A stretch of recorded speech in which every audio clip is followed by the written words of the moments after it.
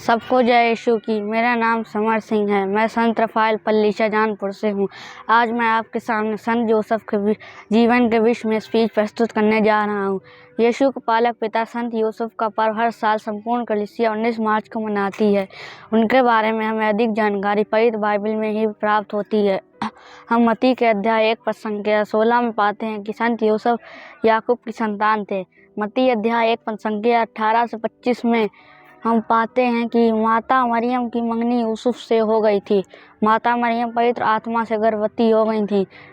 यूसुफ माता मरियम का परिवार करना चाहता था क्योंकि यूसुफ धर्मी था और उन्हें वह बदनाम नहीं करना चाहता था। प्रभु का दूत स्वयं में यूसुफ को दिखाई देता है और उससे कहता है कि माता मरियम को अपने घर लाने से ना डरें, क्योंकि जो उनके घर में है वह पवित्र आत्मा से हैं। यूसुफ नींद से जाग जाता है। स्वर्गदूत के कथन अनुसार यूसुफ माता मरियम को अपने घर ले आता है। जब यीशु का जन्म होता है तब यूसुफ उसका नाम ईसा रखते हैं। ईसा को मंदिर में चढ़ाया जाता है। मत्ती अध्याय 13-55 में हम पाते हैं कि जब प्रभु यीशु अपने नगर नाजरेत आते हैं तब लोग आपस में चर्चा करते हैं और लोग कहते हैं कि क्या यह एक बढ़ई का पुत्र नहीं है। इससे यह पता चलता है कि संत यूसुफ एक बढ़ई हैं। लूकास अध्याय 4:22 में हम पाते हैं कि वहाँ पर लिखा है कि क्या यह यूसुफ का पुत्र नहीं है। इससे यह पता चलता है कि प्रभु यीशु के पालक पिता संत यूसुफ थे। संत यूसुफ के मृत्यु के बारे में स्पष्ट रूप से नहीं कहा जा सकता है। सभी इतिहासकारों का अलग अलग मत है।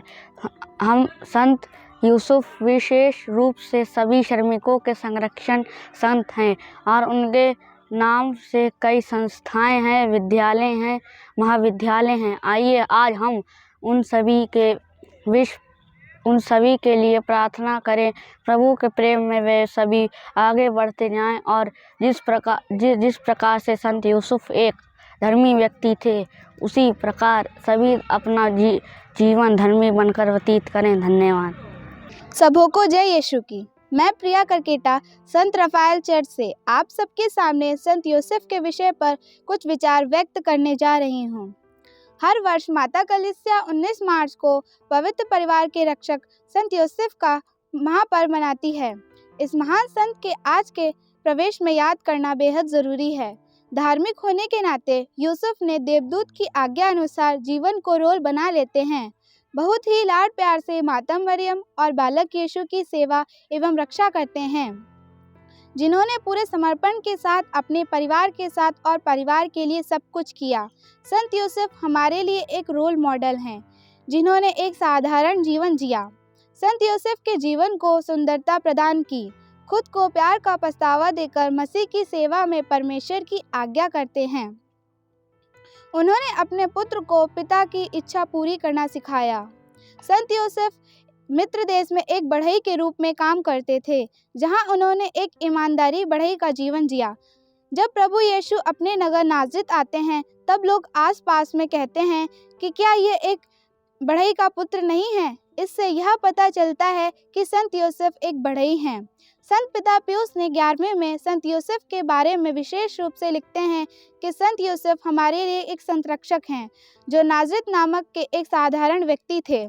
उन्होंने प्रभु की राज की स्थापना करने में काफ़ी योगदान प्रदान की। संत पिता फ्रांस ने संत यूसुफ के एक 150 वर्षगांठ के अवसर पर एक प्राकृतिक फल की घोषणा 8 दिसंबर 2020 को की। धन्यवाद। आप सभी को जय यीशु की। मेरा नाम मिशा है। मैं संत रफाइल पल्ली से हूँ। जैसा कि हम सब जानते हैं कि यह वर्ष संत यूसुफ का वर्ष है, इसलिए मैं आज संत यूसुफ के जीवन के बारे में उनका परिचय कराने जा रही हूँ। संत यूसुफ का पर्व संपूर्ण कलीसिया में 19 मार्च को मनाया जाता है। संत यूसुफ के जीवन के बारे में हमें पवित्र बाइबल से ही प्राप्त होता है। संत मत्ती के ग्रंथ अध्याय 1 वाक्यांश 18 में हम यह पढ़ते हैं कि यूसुफ दाऊद के घराने और वंश के थे। यह माना जाता है कि उनका जन्म लगभग 100 ईसा पूर्व हुआ था। उनके पिता का नाम याकूब था। वह बहुत गरीब परिवार के थे। वह बढ़ई का काम करते थे और वह गलीलिया के नाजरेत में निवास करते थे। संत मत्ती के ग्रंथ अध्याय 1 वाक्यांश 18 में यह लिखा है कि यूसुफ की मंगनी मरियम से हुई थी, परंतु ऐसा हुआ कि उनके साथ रहने से पहले ही मरियम पवित्र आत्मा से गर्भवती हो जाती है। यूसुफ चुपके से उनका परित्याग करने की सोच रहे थे, क्योंकि वह धार्मिक थे और मरियम को बदनाम नहीं करना चाहते थे। संत मत्ती के ग्रंथ में अध्याय 1 वाक्यांश 19 से 25 में हम यह पढ़ते हैं कि प्रभु का दूत स्वप्न में यूसुफ को दिखाई देता है और उनसे कहता है, यूसुफ दाऊद की संतान, अपनी पत्नी मरियम को अपने यहाँ लाने से नहीं डरे, क्योंकि उनके जो गर्भ में है वह पवित्र आत्मा से है। वह गर्भवती होंगी, पुत्र प्रसव करेंगी और आप उनका नाम इमानुएल रखेंगे, जिसका अर्थ है ईश्वर हमारे साथ है। यूसुफ नींद से उठकर प्रभु के दूत की आज्ञा अनुसार अपनी पत्नी को अपने यहाँ ले आते हैं। लूका अध्याय 2 वाक्यांश 1 से 7 में यह लिखा है कि जनगणना की राज आज्ञा के समय यूसुफ अपनी गर्भवती पत्नी मरियम के साथ नाम लिखवाने अपने नगर यहूदी गए थे और वहीं मरियम को प्रसव पीड़ा शुरू हो गई। उन्होंने बैतलहम के एक गौशाले में प्रभु यीशु को जन्म दिया और यूसुफ ने उनका नाम इमानुएल रखा, जिसका अर्थ है ईश्वर हमारे साथ है। इसी तरह यूसुफ एक पालक पिता कहलाते हैं। जिस तरह यूसुफ एक धार्मिक और एक नेक इंसान थे, उसी तरह हम भी अपने जीवन में धार्मिकता और नेकी की राहों पे चलना सीखें। धन्यवाद। आप सभी को जय यीशु की। मैं आयुष संत रफाइल पल्ली शाहजहानपुर से मैं आज आपके सबके समक्ष संत यूसुफ के जीवन के आधार पर निबंध प्रस्तुत करने जा रहा हूँ। संत यूसुफ सभी परिवारों के आदर्श पिता के रूप में माने जाते हैं। यह माना जाता है कि उनका जन्म लगभग 100 ईर्ष पूर्व हुआ था। यूसुफ राजा दाऊद घराने के वंशज थे। उनके पिता का नाम याकूब माना जाता है। धर्म ग्रंथ के अनुसार वह धर्मी एवं विनयपूर्वक साधारण जीवन व्यतीत करने वाले व्यक्ति थे।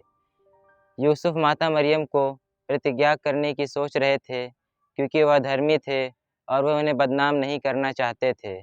मत्ती अध्याय 1 से 19 में लिखा है कि प्रभु का दूत स्वप्न में यूसुफ को दिखाई देते हैं और उनसे कहते हैं कि यूसुफ दाऊद के संतान, अपनी पत्नी मरियम को अपने यहाँ लाने से नहीं डरे, क्योंकि उनके जो गर्भ है वह पवित्र आत्मा से है। वे पुत्र प्रसव करेंगी और उनका नाम इमानुएल रखेंगे, जिसका अर्थ है ईश्वर हमारे साथ है।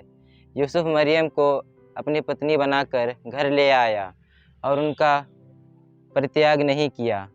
प्रभु यीशु के जन्म के बाद यूसुफ ने यीशु को हेरोद से दूर रखकर उनकी सुरक्षा की और नियमों का पालन किया। यूसुफ विभिन्न स्वभाव के, स्थानों के तथा स्कूल के से नाम से संत घोषित किए गए हैं। आइए हम सब भी अपने जीवन के ईश्वरीय आज्ञाओं को पालन करते हुए ईश्वरीय जीवन के आदर्श में यूसुफ के समान सदृश बने। धन्यवाद।